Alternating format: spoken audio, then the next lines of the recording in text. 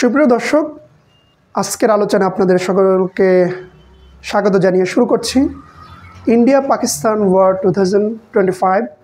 আমরা মূলত আজকে ভারত এবং পাকিস্তানের যে সাম্প্রতিক যুদ্ধ, অর্থাৎ গত মঙ্গলবার দিবাগত রাতে ভারত কর্তৃক যে স্ট্রাইক বা আক্রমণ চালানো হলো এবং তার প্রেক্ষিতে ভারত পাকিস্তানের যে উত্তেজনা এবং যে যুদ্ধ, সে সম্পর্কে আজকের আলোচনায় আমরা আপনাদের সাথে বিভিন্ন সাম্প্রতিক তথ্যপাত্র হাজির করব। ভারত পাকিস্তান যুদ্ধের বিভিন্ন কারণ, বিভিন্ন বিষয়বলী নিয়ে আমরা ইতিমধ্যে বিভিন্ন লেকচারগুলোতে আমরা আলোচনা করেছি। আপনারা জানেন, যুদ্ধ সংঘটিত হওয়ার জন্য কিছু কারণ রয়েছে। এই কারণগুলো কি আমরা যদি বিশ্লেষণ করি, তাহলে আমরা ভারত পাকিস্তানের যে যুদ্ধ বা যে সংঘর্ষ, সেটা বুঝতে আমাদের সহায়ক হবে। পল গুডম্যানের মতে তিনি একটা আর্টিকেল লিখেছিলেন, the 8 main reasons of war. তিনি the 8 main reasons for war, যেটা 2024-এ প্রকাশিত হয়েছে, সেখানে তিনি বলছেন যে 8টার কারণে মূলত যুদ্ধ সংঘটিত হয়। একটা হচ্ছে অর্থনৈতিক কারণ হতে পারে, টেরিটোরিয়াল গেন, অর্থাৎ আপনি যদি অন্য ভূখণ্ড দখল করতে চান সেটার জন্য হতে পারে, ধর্মীয় কারণে হতে পারে, ন্যাশনালিজম, যেটা হচ্ছে আলট্রা ন্যাশনালিজম বা শোভিনিজম, যেমন এক জাতির উপরে অন্য জাতির প্রাধান্য, সেই বিষয়টাকে কেন্দ্র করে হতে পারে। রিভেঞ্জ, আপনি একটা রাষ্ট্রের উপর আরেকটা রাষ্ট্র প্রতিশোধ পরায়ণের যদি দৃষ্টিভঙ্গি থাকে, যে বিভিন্ন কারণে তার উপর সে ক্ষিপ্ত, তাহলে সে প্রতিশোধের জন্য যুদ্ধ ক্ষেত্র তৈরি হতে পারে। গৃহযুদ্ধ হতে পারে, সেই গৃহযুদ্ধকে প্রেক্ষাপটকে কেন্দ্র করে একটা বৃহৎ যুদ্ধ বা যুদ্ধের দিকে মানুষ ধাবিত হয়। বিপ্লবী কর্মকাণ্ডকে কেন্দ্র করে বিপ্লবী যুদ্ধ হতে পারে। আর ডিফেন্সিভ ওয়ার, নিজের আত্মরক্ষার জন্য অনেক সময় যুদ্ধ সংগঠিত হয়ে থাকে। এই যুদ্ধের প্রেক্ষাপট নিয়ে, কারণ নিয়ে বিভিন্নজন বিভিন্ন আলোচনা বা বিভিন্ন ধরনের যুক্তি তর্ক বা বিভিন্ন ধরনের থটস তারা শেয়ার করেছেন। কারো কারো মতে যুদ্ধ 5টা কারণে হয়, যেমন ক্রিস্টোফার ব্যাটম্যান 2022 সালে তার একটা আর্টিকেলে তিনি বলেন যে দ্য 5 রিজনস ওয়ার্স হ্যাপেন। আসলে তিনি মূলত ওইখানে রাশিয়াকে কেন্দ্র করে, পুতিনকে চিত্রিত করে তার এই 5টা কারণ তিনি নির্ধারণ করেছেন। এর মধ্যে একটা হচ্ছে আনঅ্যাকাউন্টেবল পার্সোনাল অটোক্রেট, অর্থাৎ আমরা যদি দেখি কিছু কিছু রাষ্ট্র তারা যুদ্ধের দিকে ধাবিত হয় মূলত সে যদি অটোক্রেট হয়। যেমন ধরুন, অনেক দিন ধরে পুতিন তার রাষ্ট্র ক্ষমতা আছে, তখন কিন্তু সে যুদ্ধবাদ হয়ে যায়। এবং নরেন্দ্র মোদী আমরা যদি দেখি, ভারতে অনেক দিন ধরে সে কিন্তু ক্ষমতায়, এবং বিরোধী দল রাহুল গান্ধী সহ তারা কিন্তু অনেকেই বলছেন যে তার ক্ষমতাকে পাকাপোক্ত করার জন্য বিভিন্ন সময়ে এই যুদ্ধের যে উস্কানিমূলক বা যুদ্ধক্ষেত্রে জড়িয়ে পড়ে। এবার বিশ্বের যেমন উত্তর কোরিয়া বলেন, সমাজতান্ত্রিক কিছু রাষ্ট্র রয়েছে, সেগুলো কিন্তু যুদ্ধক্ষেত্র তৈরি করার জন্য অটোক্রেটিক লিডার বা একনায়কতন্ত্র, একটা ব্যক্তির দীর্ঘদিন ধরে যদি শাসন কার্য পরিচালিত হয়, তখন সে স্বাভাবিকভাবে যুদ্ধে জড়িয়ে পড়ে। তারপর আইডিওলজিক্যাল কনফ্লিক্ট হতে পারে। Most accounts of the current war deal with his nationalist obsession and desire for a glorious legacy. জাতীয়তাবাদী বিভিন্ন দৃষ্টিকোণ থেকে হতে পারে। আবার আরেকটা বিষয় হচ্ছে আইডিওলজিক্যাল কনফ্লিক্ট, যেমন ধরেন ক্যাপিটালিজম, সোশ্যালিজম, বিভিন্ন রিলিজিয়াস দৃষ্টিভঙ্গি থেকে এটা সংগঠিত হতে পারে। বায়াস, অর্থাৎ এটা যেমন this is a story of institutional bias, a system that is unwilling to tells its leader bad news. অর্থাৎ অনেক সময় পক্ষপাতিত্ব সংবাদ প্রচার কারণেও কিন্তু যুদ্ধটা সংগঠিত হতে পারে। যেমন ধরুন, কোনো রাষ্ট্রনায়ক সে যদি দীর্ঘদিন ধরে ক্ষমতায় থাকে, তাহলে তার যেই পরিষদবর্গ রয়েছে, উজির, নাজির, মন্ত্রী, তারা কিন্তু তাকে ব্যাড নিউজ দেবে না। তাকে সবসময় তার তোষামত করার জন্য বিভিন্ন ধরনের, যে রাষ্ট্র ভালো চলছে, শত্রুপক্ষ আমাদের তেমন কোনো ক্ষতি করতে পারবে না, এই জাতীয় কারণে কিন্তু যুদ্ধ হতে পারে। Uncertain, too much focus on bias and misperception obscures the subtler rule of uncertainty. The murky run up to war, policymakers don't know their enemy's strength or resolve.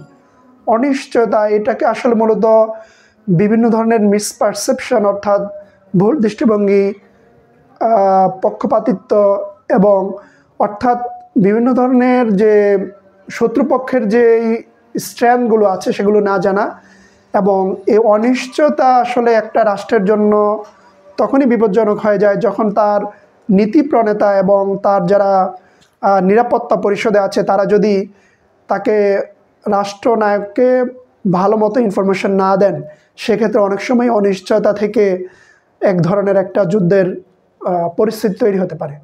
Unreliable হয় না, ডিক্লাইনিং পাওয়ার ফেসেস আ rising one. একটা যদি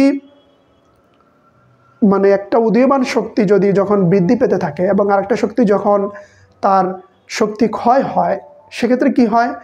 how can it trust the rising power to commit to peace? অর্থাৎ যেটা উদীয়মান শক্তি সে যে শান্তির জন্য কাজ করবে কি করবে না, সেটা আসলে একজন ক্ষয়িষ্ণু যেই শক্তি আছে সেটা কিভাবে বুঝবে? Better to pay the brutal cost of war now to lock it one's current advantage.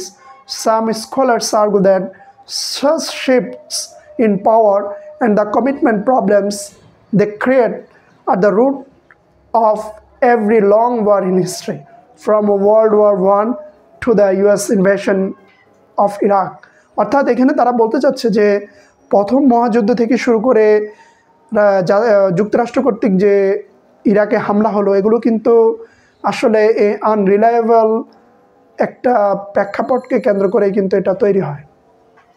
পরবর্তীতে আমরা লাস্ট যেই ইয়েটা আমরা দেখব, তাহলে আমরা এখানে দেখতে পারি যে বায়াসড, তারপরে হচ্ছে আনরিলায়েবল। এই পাঁচটা কারণেই কিন্তু আসলে যুদ্ধ তার মতে আসলে সংগঠিত হতে পারে। পরবর্তীতে আমরা যদি ভারত পাকিস্তানের যেই সাম্প্রতিক এই মঙ্গলবার, আজকে হচ্ছে বুধবার, এই সময়ে যে সাম্প্রতিক উত্তেজনা সেটা নিয়ে আমরা একটু সংক্ষেপে আমাদের আলোচনা তথ্যপাত্র হাজির করে আমাদের আলোচনা শেষ করব। যেমন CNN রিপোর্ট করেছে India and Pakistan are on the brink of war and conflict, অর্থাৎ বৃহৎ আকারে যে সংঘর্ষ সেটা কিন্তু ভারত পাকিস্তানের মধ্যে একটা মাথাছাড়া দিয়ে উঠেছে। তাদের ওই রিপোর্টে তারা বলছেন India launched military strike on Pakistan on Wednesday and Pakistan claimed it shot down 5 Indian Air Force jets in an escalation that has pushed the two nations to the brink of a wider conflict. অর্থাৎ পাকিস্তানে আমরা যেটা বলছি মঙ্গলবার দিবাগত রাতে অর্থাৎ বুধবার ভারত কিন্তু সেখানে হামলা করলো এবং সেখানে অনেক হতাহত হলো, এবং তার প্রেক্ষিতে পাকিস্তান কিন্তু দাবি করছে যে তারা 5টা ইন্ডিয়ান যে যুদ্ধবিমান আছে সেটাকে তারা ভূপাতিত করেছে। এই এসকেলেশনটা কি হলো? The escalation puts India and Pakistan two neighbors with a long history of conflict in dangerous territory, with Islamabad vowing to retaliate against India's strikes and the international community calling for its end. অর্থাৎ এই যে দুটা প্রতিবেশী রাষ্ট্র ভারত এবং পাকিস্তান, তাদের এক বৃহৎ ইতিহাস রয়েছে যুদ্ধের এবং সংঘর্ষের, এবং বিশ্বের অন্যতম একটা সবচেয়ে যুদ্ধপ্রবণ সীমান্ত হচ্ছে ভারত পাকিস্তানে, এবং ইসলামাবাদ তথা পাকিস্তান তারা বলছে তাদের এই ভারতের যে হামলা সেটার প্রত্যুত্তর তারা নিতে প্রতিজ্ঞাবদ্ধ, এবং আন্তর্জাতিক সম্প্রদায় উভয় পক্ষকে নিজেকে সংযত করে রাখার জন্য আহ্বান জানিয়েছে। On the other hand, New Delhi said the strike are the response to a massacre of 26 people, mostly Indian tourists, who died in April when gunmen stormed a scenic mountain sports in the Indian administered part of Kashmir, a disputed border region. India has blamed Pakistan for the attack, which Islamabad denies. অর্থাৎ আপনারা জানেন গত এপ্রিলে ভারতের নিয়ন্ত্রিত কাশ্মীরে 26 জন লোক হতাহত হয়েছে, নিহত হয়েছে, যেখানে অধিকাংশই ছিল ভারতীয় নাগরিক, এবং সেখানে কিন্তু একজন গানম্যান অর্থাৎ ইন্ডিয়া নিয়ন্ত্রিত যে কাশ্মীর সেখানে কিন্তু অ্যাটাকটা করা হয়েছে, সেটা একটা পর্যটন এরিয়া, এবং ভারত কিন্তু এটা পাকিস্তানকে দায়ী করেছে। অন দ্য আদার হ্যান্ড, অপরপক্ষে পাকিস্তান কিন্তু সেটা অস্বীকার করেছে। আমরা যদি নিউ ইয়র্ক টাইমসের একটা প্রতিবেদন দেখি তাহলে আমরা দেখব যে India strike Pakistan but it's said to have lost jets, অর্থাৎ ভারত পাকিস্তানে আক্রমণ চালালো অন্যদিকে তাদের কিছু যুদ্ধ বিমান ভূপাতিত হয়েছে বলে তারা মন্তব্য করেছে। Officials and witnesses said that at least 2 Indian aircraft had crashed after India struck Pakistani targets, escalating the conflict between two nuclear powers. অর্থাৎ আমরা জানি ভারত এবং পাকিস্তান দুইটাই কিন্তু পরমাণু শক্তিধর রাষ্ট্র, এবং সাম্প্রতিক সময়ে যারা কর্তৃপক্ষ আছে অর্থাৎ ভারত এবং পাকিস্তানের এবং কিছু প্রত্যক্ষদর্শী যারা বলছে যে এই ভারতের যে দুটো যুদ্ধবিমান ভূপাতিত হয়েছে, কারণ যখনই ভারত পাকিস্তানে আক্রমণ চালালো পাশাপাশি তাদের দুটো যুদ্ধবিমান ভূপাতিত করেছে Pakistan. India said early Wednesday that it had conducted several strikes on Pakistan, hailing a victory in the names of vengeance for the terrorist attack that killed 26 civilians in Kashmir last month, যেটা আমরা একটু আগেই বললাম। পরবর্তীতে আমরা দেখব যে তারা আরও কিছু বিষয় তুলে ধরছে। But evidence was also growing that the Indian forces may have taken heavy losses during the operation. At least 2 aircraft were said to have gone down in India and the Indian controlled side of Kashmir, according to 3 officials, local news reports, accounts of witnesses who had seen the debris of 2. অর্থাৎ দুটো যে যুদ্ধবিমান ভারতের ভূপাতিত করা হয় সেটা স্থানীয় যে প্রতিবেদক রয়েছে, প্রত্যক্ষদর্শী রয়েছে এবং তারা কিছু ধ্বংসাবশেষ দেখেছে, এই জাতীয় বিষয়গুলো তারা তুলে ধরেছে। আমরা এটা একটু সংক্ষেপে বলবো। The Indian government shed it's forces had struck 9 sites in Pakistan and on Pakistan side of the disputed Kashmir region in what it described as retaliation for a terrorist attack that killed 26 civilians in Kashmir. Pakistani military officials said that more than 20 people had been killed and dozen injured after 6 places were hit on the Pakistani side of Kashmir and in Punjab province. Residents of the Indian side of Kashmir said at least 10 people had been killed in shelling from Pakistani side since India carried out its strike. আমরা এটা একটু সংক্ষেপে যদি বলি, আমরা দেখব যে এই অ্যাটাকের কারণে কিন্তু কোথায় বলা হচ্ছে 20 জন নিহত হয়েছে, আবার কোথায় বলা হচ্ছে 10 জন। তবে পাকিস্তানের 9 বা 6টা স্থানে আক্রমণ চালানো হয়েছে এবং এর মধ্যে একটা পাঞ্জাব প্রভিন্সও রয়েছে বা পাঞ্জাব প্রদেশও রয়েছে, এবং আমরা অন্যান্য নিউজে দেখেছি যে পাঞ্জাবে ইমার্জেন্সি বা জরুরি অবস্থা জারি করা হয়েছে এই ঘটনার পর। The 2 countries have fought repeated wars with the disputed area of Kashmir as a prime flashpoint since Pakistan was cleaved off from India in 1947 at the end of British colonial rule in the subcontinent. আমরা যদি জানি যে এই যে যুদ্ধ এবং এই সাম্প্রতিক উত্তেজনা এটা মূলত 1947 সালে যখন ব্রিটিশ শাসন থেকে ভারত এবং পাকিস্তান মুক্ত হয়, তখন থেকে এই যুদ্ধটা আসলে উভয় রাষ্ট্রের মধ্যে একটা ধরনের উত্তেজনা সংঘর্ষ বিরাজমান ছিল এবং অধিকাংশই ছিল কাশ্মীরকে কেন্দ্র করে। গার্ডিয়ানের একটা নিউজ আমরা যদি দেখি তাহলে আমরা দেখব যে Pakistan prime minister authorizes arm forces to undertake the corresponding action after India strike kills 26। অর্থাৎ এটা একদম সাম্প্রতিক নিউজ যে 26 জন লোক নিহত হওয়ার পর পাকিস্তানের প্রধানমন্ত্রী তাদের সেনাবাহিনীকে নির্দেশ দিয়েছে যে এই আক্রমণের প্রতিশোধ নেওয়ার জন্য, অর্থাৎ এখন সেনাবাহিনী তাদের মতো করে এই হামলার প্রত্যুত্তর তারা দেবে। এখানে তাদের নিউজে তারা তুলে ধরছে the UK, that means the United kingdom has asked Pakistan and India to talk to one another over their showering tensions, saying nobody wins from further escalation. অর্থাৎ পাকিস্তান এবং ভারতকে বলা হচ্ছে যে তারা উভয় আলোচনা করে এই সমস্যার সমাধান করুক, কারণ এই উত্তেজনা থেকে এটা যদি আরও সামনে বাড়ে তাহলে কেউই এখান থেকে জয়ী হবে না।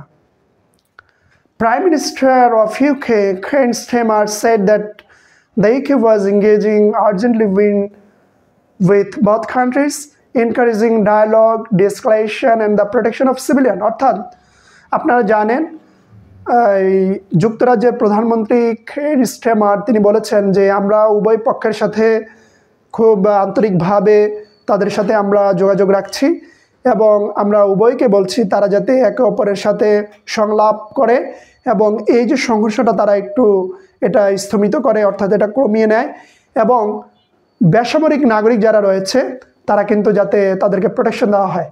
আপনারা জানেন যুদ্ধের মধ্যে বেসামরিক নাগরিক এবং রিলিজিয়াস যে সাইটগুলো এগুলো নিরাপদ, কিন্তু আমরা নিউজে পাচ্ছি ভারত যেই আক্রমণ করলো এর মধ্যে অধিকাংশই সিভিলিয়ান বেসামরিক নাগরিক ছিল এবং একটা মসজিদও হামলা করা হয়েছে।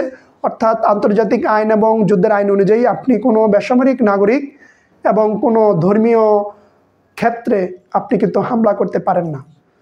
এই যে পাকিস্তান এবং ইন্ডিয়ার যে কনফ্লিক্টের মূল কারণটা হচ্ছে কাশ্মীর সমস্যা। এই কাশ্মীর সমস্যা যতদিন না সমাধান না হবে ততদিন তাদের মধ্যে এই সমস্যা লেগেই থাকবে। How old is the conflict? আমরা যদি এই ভারত পাকিস্তানের মধ্যে এই যে যুদ্ধটা সেটা যদি আমরা দেখি তাহলে আমরা দেখব যে আসলে এটা কত পুরাতন। আমরা আমাদের আলোচনায় বিভিন্ন লেকচারে আমরা তুলে ধরেছি, আজকে আমরা কিছু বলেছি, তারপর আমরা এখানে আরেকটু বিস্তারিত বলতে চাই। কাশ্মীরটা আসলে আমরা কি এটা আমাদের একটা আলোচনায় তুলে ধরেছি, এখানে আমরা একটু সংক্ষেপে বলবো। Kashmir is an ethnically diverse Himalayan region famed for the beauty of its lake, meadows and snow-capped mountains. Kashmir বলা হয় পৃথিবীর মধ্যে ভূস্বর্গ, অর্থাৎ কাশ্মীরের এই যে তাদের মানুষের যে গঠন এটা মূলত হিমালয় পর্বতের পাশেই মূলত এবং তারা নৃতাত্ত্বিকভাবে ওভাবে গঠিত এবং এখানে বিভিন্ন ধরনের খুবই সুন্দর হ্রদ রয়েছে এবং পর্বতে বিভিন্ন ধরনের বরফ পড়ে। এই যে প্রাকৃতিক যে ভূস্বর্গ এবং বলা হয় প্রাকৃতিক যে অবিরাম দৃশ্য, এটা কিন্তু কাশ্মীরের এই বর্তমান যে দ্বন্দ্ব এটাকে আরও উভয় রাষ্ট্র তথা ভারত এবং পাকিস্তান অর্থাৎ তারা কেউ এটাকে ছাড়তে চায় না, উভয় এটা কন্ট্রোল করতে চায়। বিনিময়ে কাশ্মীরের যে নাগরিক তারা বিভিন্ন অত্যাচার নির্যাতন গত 3 দশক ধরে অর্থাৎ 1947 থেকে শুরু করে আজ 2025 পর্যন্ত তারা এটা সহ্য করছে। Even before India and Pakistan won their independence from British rule in August 1947, the area was hotly contested. অর্থাৎ যখন ভারত পাকিস্তান ভাগ হয় তার পূর্বেও কিন্তু এই জায়গাটা বিভিন্ন সময় উত্তপ্ত ছিল। Under the partition plan provided by the Indian Independence Act, Muslim majority Kashmir was free to accept to either India or Pakistan. অর্থাৎ পাকিস্তান এবং ভারত যখন ভাগ হয় এটা ইন্ডিয়ান ইন্ডিপেন্ডেন্স অ্যাক্ট অনুযায়ী কাশ্মীর হয় ভারতের সাথে যুক্ত হতে পারবে নতুবা পাকিস্তানের সাথে যুক্ত হতে পারবে বলে তাদের ওই আইনে বলা হয়। কিন্তু এটা কিন্তু এই ওইখানকার যে শাসক হিন্দু শাসক তার কারণে এটা সম্পাদন হয়নি। যেমন সেখানে আমরা অন্য আলোচনায় তুলে ধরেছি, আরও একটু বলছি আমরা এখানে। The Maharaja, the local ruler Hari Singh initially wanted Kashmir to become independent, but in October 1947 chose to join India in return for its help against an invasion of tribesmen from Pakistan. অর্থাৎ পাকিস্তানের যে রাজা স্থানীয় শাসক হারি সিং তিনি চেয়েছিলেন পাকিস্তান কাশ্মীর একটা স্বাধীন রাষ্ট্র হিসেবে থাকবে, কিন্তু 1947 সালে যখন পাকিস্তানের তার স্থানীয় শাসক কর্তৃক জনগণ কর্তৃক যখন তার শাসন কার্যে একটা তারা বিভিন্ন ধরনের সমস্যার সৃষ্টি করলো, অর্থাৎ তারা নিজেদেরকে এই তার শাসনের বিরোধিতা পোষণ করলো, তখনই তিনি কিন্তু সাহায্যের জন্য ভারতের শরণাপন্ন হন এবং পরবর্তীতে ভারত শাসন আইনের ডোমিনিয়নের অধীনে তারা চলে যায়। আমরা আমাদের আলোচনার শেষ প্রান্তে ভারত পাকিস্তানের এই সাম্প্রতিক যুদ্ধ আসলে আমরা মনে করি এটা কারোর জন্যই ফলাফল ভয়ে আনবে না, কারণ এই ভারত পাকিস্তান যুদ্ধ শুধুমাত্র বেসামরিক নাগরিক বিভিন্ন ধরনের ইনফ্রাস্ট্রাকচার এবং বিভিন্ন ধরনের আমরা একটু আগে বলেছি ধর্মীয় উপাসনালয় এগুলোতে অ্যাটাক হবে এবং বেসামরিক নাগরিক নিহত হবে। বিনিময়ে ভারত পাকিস্তান যে একটা যুদ্ধ যে মানুষের কল্যাণ বয়ে আনবে এ ধরনের কোনো কিছু হবে না। তো আমরা আশা করি ভারত পাকিস্তান তারা যে এই যুদ্ধের মধ্যে এই যে ভারত আক্রমণ করলো, আবার পাকিস্তান আক্রমণ করার জন্য তারা বদ্ধপরিকর। আমরা আশা করি আন্তর্জাতিক সম্প্রদায় উভয় রাষ্ট্রের মধ্যে এক ধরনের শান্তি বিরাজমান করবে। শান্তি চুক্তি দ্রুত তাদের মধ্যে স্থাপিত হওয়া উচিত, বিশেষ করে যুদ্ধবিরতি, যাতে করে ভারত এবং পাকিস্তানের বেসামরিক নাগরিক সহ যে জনগণ আছে তাদেরকে উচিত এই যুদ্ধ যাতে না হয় সেই বিষয়ে তাদের শাসক যারা আছে তাদেরকে বোঝানো, যাতে করে এই দক্ষিণ এশিয়ায় নতুন করে এই কাশ্মীরকে কেন্দ্র করে কোনো যুদ্ধে জড়িয়ে না পড়ে। আরও বড় বিষয় হচ্ছে এই কাশ্মীরকে কেন্দ্র করে ভারত এবং পাকিস্তানের যে যুদ্ধ, সেটা যাতে তৃতীয় মহাযুদ্ধের দিকে ধাবিত না করে সে বিষয়ে আমাদেরকে লক্ষ্য রাখতে হবে।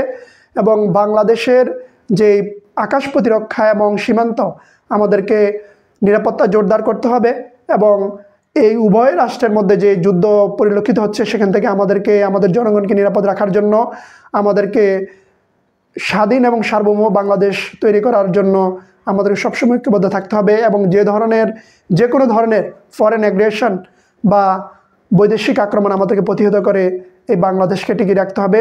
শান্তি নিরাপত্তা বিরাজমান করুক এই অঞ্চলে, সে প্রত্যাশা রেখে সকলের শুভকামনা জানিয়ে এখানে শেষ করছি। সবাই ভালো থাকবেন।